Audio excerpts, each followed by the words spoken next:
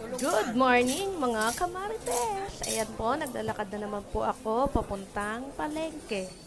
Ayan, todo lakad lang ang pego, pili-pili pa, hindi naman siya bibili, charot. Papunta ako po dyan sa isdaan. Ano, tawag dito, karnihan kasi bala ko sanang magnilaga. Todo pili pa nga ako dyan tingnan mo. Magtatanong pa yan, kala mo naman may pambili.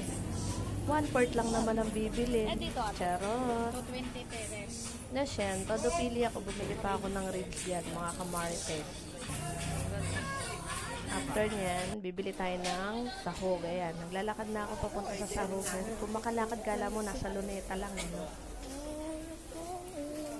Ayan, nandiyan na po tayo sa gulayan. Mga ang gulay na yun.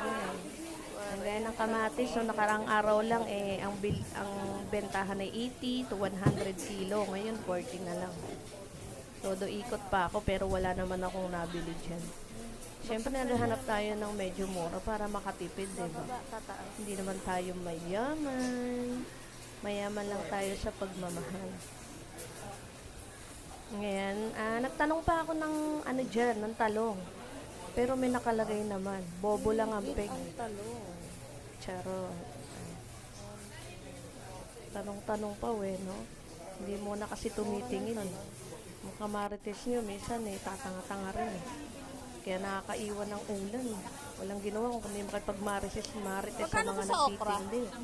Nagtanong pa ako ng okra dyan, guys. Mura lang ang okra kasi 8 piraso yata 10. Siyang pag-uwi ko ng bahay, may papansit si kapatid. Salamat kapatid! Busog na naman ang tummy ng kamarites nyo. At ayan, yung karning nilaga. Ilalaga ko pala. Todo pili pa ako dyan naghahanap ng laman. Libre lang naman. Charot! Hindi, naghahanap ako ng dyan kasi pinipili ko daw ako mahilig sa gulay. May pagchichismisan na naman kayo. Arte-arte eka, hindi naman maganda.